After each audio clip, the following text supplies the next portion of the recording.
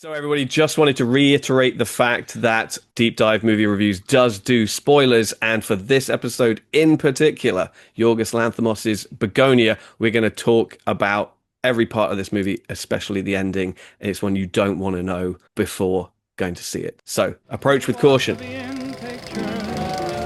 wonderful to see. You ought to be in pictures. Oh, what a hit. So, Steve, I feel that this is one that we have actually managed to prepare ourselves for quite effectively. Yeah. This is Yorgos Lanthimos' Begonia, and we knew a long time in advance that this is a remake of Zhang Junhuan's Save the Green Planet. So I got you to watch that, and we did a Yes. video on that. In anticipation of this moment. So I'm feeling quite pleased. I feel quite sort of prepared and readied for this conversation. Yeah, prepared is not something we've always done really well. And so to be able to have that moniker once, it feels good to say we've done our homework. And I felt going into this film now, I know what's going to happen. And so Hmm. I'm watching it thinking, how much is it going to deviate from the Korean version? Where is it going to, take some liberties? Where is it going to take some creative choices in a new direction? I think if I had to, my initial thought and comparison of the two films is Begonia is definitely less zany than the Korean version. There's an element of zaniness in Save the Green Planet that I think is absent from Begonia. Yeah, no, I think that that's a fair point. Even without sort of the element of surprise that Save the Green Mhm. Planet had when you go into it, I felt that that is such a sort of chaotic mishmash of different genres in Yeah. a way that Begonia isn't. Begonia sort Mhm. of sets itself out pretty quickly. This is the kind of movie that it is that we're talking about. It's much more serious. When I saw Save the Green Planet, it takes a dark turn halfway through the film. But Yeah. at the beginning of the movie, the protagonist, he gears up like he's a superhero, and he's kind of seen in that regard in the community.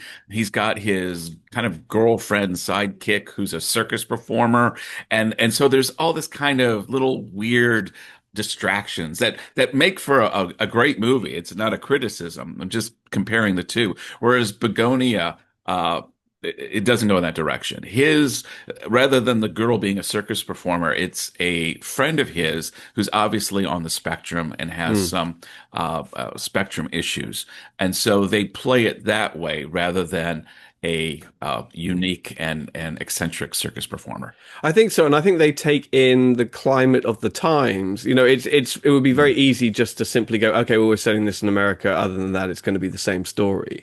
But you can't do that, or rather, it would be irresponsible to simply do that, particularly at a moment in time when the notion of a kind of young male conspiracy theorist shut-in has Yeah. so much more weight to it and Yes. dare I say has so much more agency in society in the US Mhm. today, or so much more Mhm. relevance and comes with so much baggage that if you don't address those things specifically, which I don't think were addressed in Save the Green Planet, the context was entirely different, then you'd be really missing out, and I think you'd be opening yourself up to easy criticism. I think one of the Yeah. things that works so well actually in Begonia in terms of, okay, how are we going to sort of change this without breaking it, you Mhm. know, is the fact that they make him Teddy, his character played with Jesse Plemons here, uh, a proper full blown incel. Yes. Yeah. In the current understanding of that term, and there are a number of sort of other changes that come with that I think that they have addressed very effectively. On the one hand, his collaborator now is not a girlfriend. It would make no sense for that character to have a girlfriend. Part of Mhm. their whole identity is, the incel identity is that Yeah. they don't have a girlfriend, and that they hate women, and Mhm. they blame women for a lot of their problems, and as well as the government. Yeah. And so then that spills out into the fact that obviously Emma Stone's character is now female. Yes. Yeah, Uh, that was surprising. When you first told me that Emma Stone and Jesse Plemons was going to be in this film, I thought Jesse Plemons would play the CEO executive because I couldn't imagine that mm. even in our more progressive times, we're going to tolerate watching a man torture a woman for 2 hours. But it didn't really, it played out that way. But Emma Stone's character is so strong, just like in the Korean version. Like she often is the one in control of the situation. Some of the dialogue in this film, maybe because I can't appreciate the Korean language and the subtitles as well, but hearing it in English, my first language, I just thought the dialogue between Clemens and Stone was phenomenal.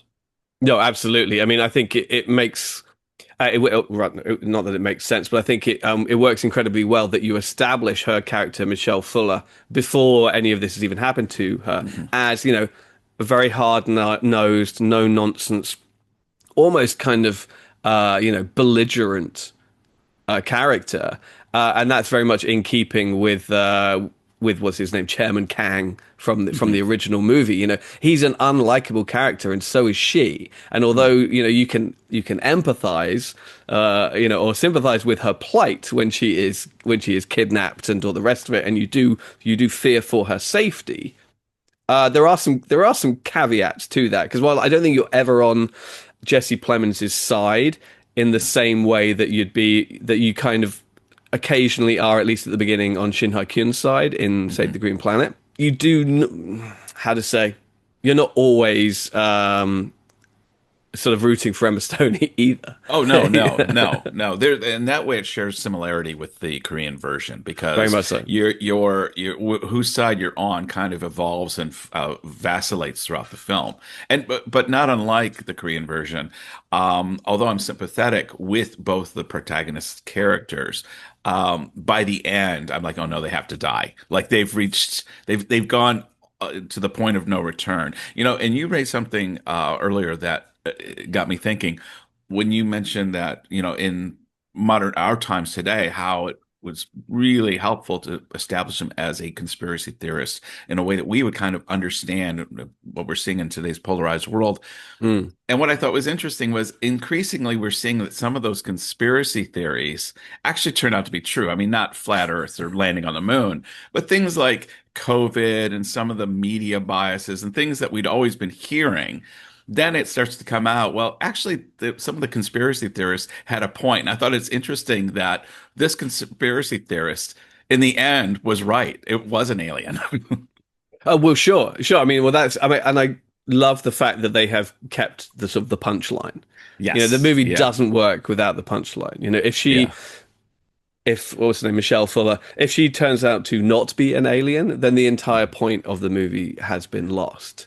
And I Yes. think, yeah, I think that is making some kind of statement. They are sort of saying that, in amongst all of his Hmm. craziness and his indoctrination of his weaker friend Don, who, yeah, I think, yeah, is on the spectrum. I think even the actor is on the spectrum. I think they kind of made a Oh, thing about that. Yeah, Aidan yeah. Delbis. I think it's the first thing he's ever done, and I think he is actually autistic. And they going so far as to make him take sort of self-sterilization pills and all of this kind of stuff. Yeah, which is Yeah. wild. So that when she could never use her womanly charms on them. I love the whole thing. Like, don't think we've already prepared for you going down that road. We've chemically castrated ourselves. Yeah, And you can see Emma Stone's face like, she's like, what the you guys are nutso. yeah, well, that's when I think she realizes, oh, I might not be able to talk myself out of this Yeah. situation. I've been able to Yeah. negotiate, much like Chairman Kang. He's like, I can Yeah. negotiate my way out of any situation. Yeah. I have sat through every argument, counter argument, insufferable point of view, whatever, and I will win just because I'm, a stronger negotiator than you are. But well, Yeah. yeah, when she comes up a bit against people who've chemically castrated themselves, she's like, oh boy, okay, well, now what?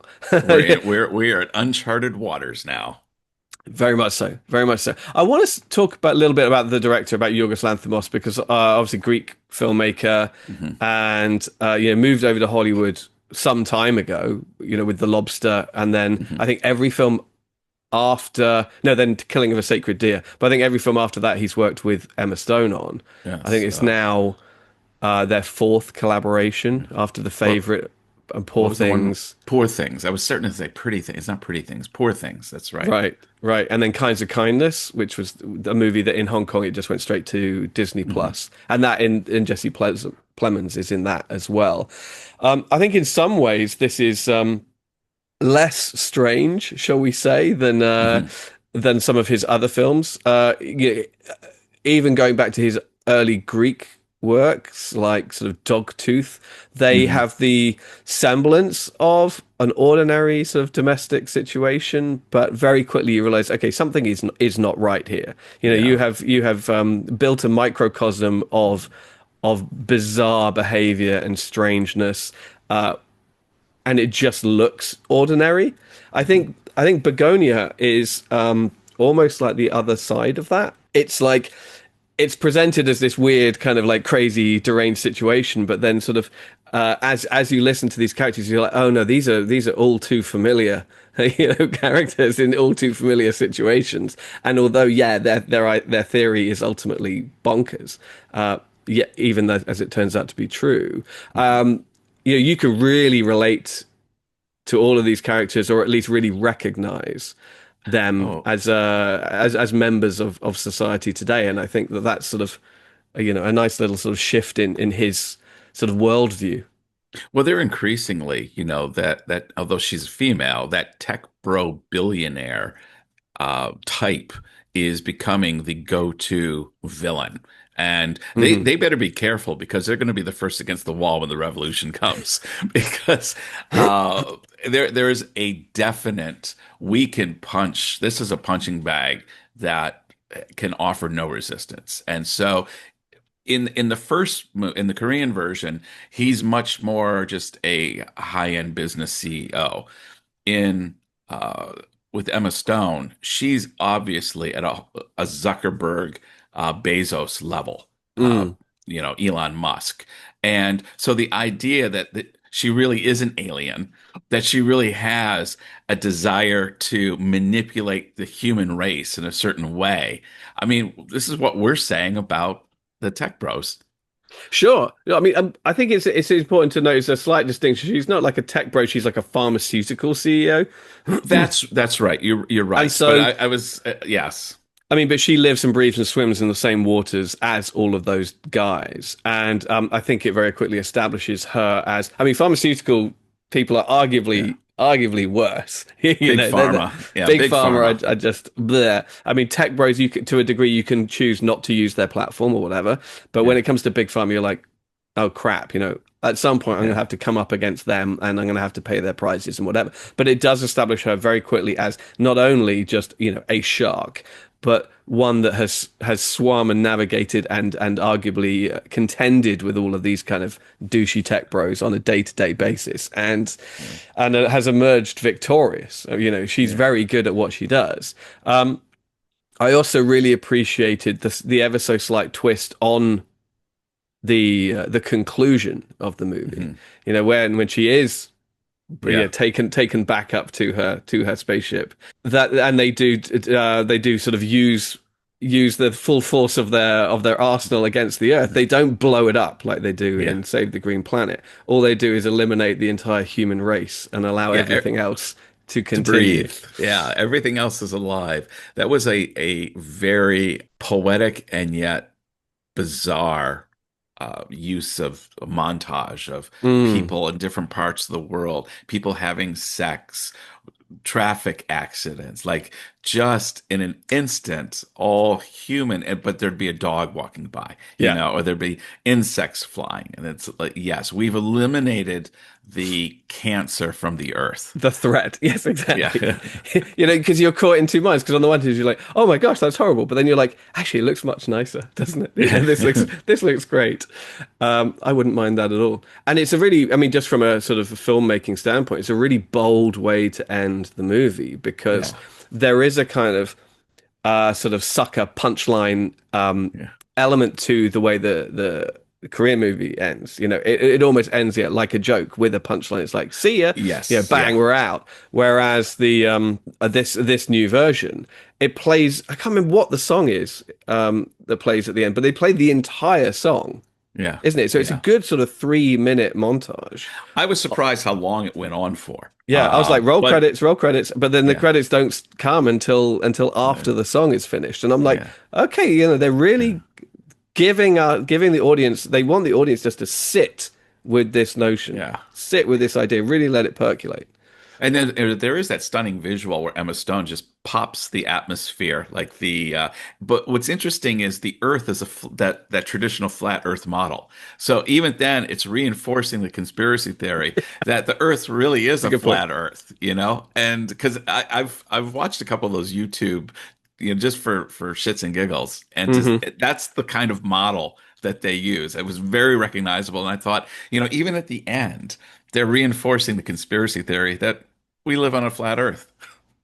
Yeah, I mean, I like that kind of sly sense of humor that he's almost kind of it's sort of a nod and a wink to the conspiracy theorists out there in a way. It's like Like, you say, like, yes, like I hear you keep guys. digging, I keep hear you. digging. I hear you. Yeah. Some of them are true. Yeah, like you say, and kudos. I mean, just one other thing, just kudos to Emma Stone for shaving her head. Oh yeah. It's Yeah. because I remember when we were talking about Save the Green Planet, and I told you, oh yeah, no, she's playing the CEO. I remember the first thing you said after that was really because she's not going to shave her head, surely.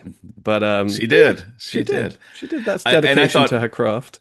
and acting wise, Jesse Plemons and Emma Stone carry this brilliantly. I mean, Jesse Plemons is becoming the go-to incel because he's basically playing the same character that he does in Black Mirror with is it the Callister, the USS Callister, basically psycho nut Hmm.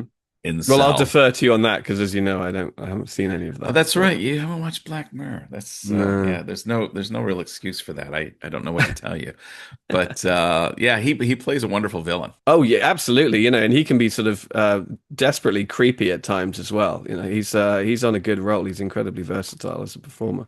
But Well, if yeah, I you mean, watch Black Mirror, you'd see how creepy he can be. I mean, but yeah, who has the yeah. time though? But all in all, I thought that I was very nervous when I heard that they were gonna remake Save the Green Planet. It is one of my all-time favorite Korean movies, and Mhm. it is so unique Yeah, because it is such a sort of genre-bending kind of roller coaster of emotions and ideas. I was like, well, how is Hollywood ever going to sort of manage this? And I guess sort of the answer is, well, you get somebody who's from outside the system. yeah, Yorgos Lanthimos, has retained his signature and his voice in the system in a way that almost nobody else has, and he will always bring a sort of a unique outside European perspective to it. yeah. But I thought it was great. I thought it's a perfect almost example of a remake that stays true to the spirit of the original while also putting your own indelible Stamp on it. stamp Yeah. on it. He hasn't really changed anything, nothing too noticeable or too important. Mhm. Yet what he has managed to do also is take all of those themes and ideas in the original that a lot of which felt very Korean and very specific Mhm. to that culture, and just recontextualize them for a contemporary sort of US society, Yeah. and Yeah. I think sort of nails it in that regard. Yeah, I mean, he dials down the initial zaniness, as I mentioned, but then he also takes advantage of some unique opportunities, like having Jesse Plemons' sidekick commit suicide. There's just a wonderful scene. I mean, it's so disturbing, Mm, but she thinks she's getting the upper hand on the negotiation, and once again, she's completely like this guy's willing to just off himself right in front of her. Even I jumped almost when he did it, but I knew where he was going. I could see where this was heading. And when it happened, I was like, wow, that's a bold choice to make. oh, absolutely, yeah, and it puts her on the back foot as well. She's like, did I Yeah. seriously just talk this guy into Committing putting a suicide. shotgun in his mouth? Yeah. Yeah. It's pretty harsh. So yeah, so Steve, what are we going to use as our unit of Uh measurement? should we say how many teleporting closets. Yeah. Okay. Yes. Which Yes. was another brilliant thing I loved, where she makes him go in the closet, and of course he blows up. But then when she's leaving, it really was a teleport Yeah. closet. Like she was really going to send him up. I thought that was really funny. Like you think, oh, he's just stupid. I'm sending him in the closet, and then she goes in the closet to get teleported up. I just thought it was brilliant. So yeah, how many teleporting closets would you give Yorgos Lanthimos's Begon Begonia. Begonia? Begonia. Begonia. Begonia. Yeah, I thought it was as I've said, I thought it was a really good attempt to remake arguably a completely unique unicorn of a movie. And it does so in a way that I don't think takes anything away from the original. I don't think it shortchanges the material in any way, or there are any cop out elements to it. That said, I don't think it quite reaches those sort of uniquely wacky and weird and wild heights. I do still prefer the original, but I think as much as anything else, it might just be because I saw that first, and I've seen it so Yeah. many times, and I've lived with that movie for 20 years already. Begonia is great. I mean, visually, it looks fantastic. The music's very strange and unique and wonderful. Hmm. The performances are all top notch, I think, and the best you can hope for with any remake like this, if it redirects more people towards Save the Green Planet, ultimately, Hmm. then they have done their work. So I'm going to give it a very rock solid and hearty 4 Yes. exploding closets out of Yeah. 5. Well, one of the things I love about Yorgos Lanthimos is every time he teases that he's going to go over the edge with some kind of something grotesque or something disturbing, he pulls back and he lets you think about it more than actually see it portrayed. Whether it's Poor Things or The Lobster, two movies of his that I've seen and enjoy immensely. And I felt the same way in Begonia. I kept thinking, I don't like things that are too disturbing, that go over the edge, so to speak. And he never does that in this film, even though it's a category 3 here in Hong Kong. And there are some disturbing scenes. I never felt that he took it to an 11 in a way that was off-putting to me. Anytime he went to just the right level. And I love that artistic ability to sometimes create more in my mind than I'm seeing on the screen. And so, with everything else that we've said, I hate mirroring your rating, but I can't give it a 5. I'm tempted to give it a 4.5 just to be a little, you Why know, not? push back. But I feel it's a 4. It's 4 teleporting closets. So, yeah, we're going to leave it at that. Fantastic. I mean, the one thing I do want to just quickly add is, because you were talking about how, talking about what you were just saying about the violence of it and stuff, is that when I heard that, the CEO character was going to be female, I was a little concerned because Hmm. Byung-Goo's character in the original, he does violate Chairman Yes. Kang in a number of physical, Yeah. ways that I was like, oh, it would be problematic on sort of a number of Hmm. levels if you had a man doing that to a tied up, restrained woman. Which was my initial reservation about that dynamic. But Mm, he gets away with it by electrocuting yeah. her. Well, there you go. So if in Yeah. doubt, yeah, no, and I loved the way that they ever so slightly just sort of reframed Yeah. that relationship and that dynamic, and I think it worked incredibly well. Yeah. I Um, would love to see a version. You know how Johnny Lee Miller and Benedict Cumberbatch did Frankenstein online, or I'm sorry, on stage, and yeah, then they switched roles. I would love to see this movie with the roles switched. I would sign up for that because having Jesse Plemons play the CEO and Emma Stone be the conspiracy theorist would be just as wonderful to watch. that's a very good shout. I would absolutely watch that as well. That would be very cool. I agree. Yeah. Yeah. Hey, but that's what James and I think about Yorgos Lanthimos's Begonia. What say you? Have you seen Save the Green Planet? How does it compare? I'd love to hear your comments in the comment box below. James? Yeah, absolutely. We have a video review of Save the Green Planet, so that should be around here somewhere. If it doesn't pop up, it will be in our back catalog. So do check that out, and check out the film if you haven't seen it. And yeah, Yeah. other than that, what elements did you find worked better? Other remakes of Asian movies that you think have actually worked well? Let us know in the Mhm. comments section below. To the next episode. Bye bye. ought to Bye be bye. in pictures. You're wonderful to see. You ought to be in pictures. Oh, what a hit you would be.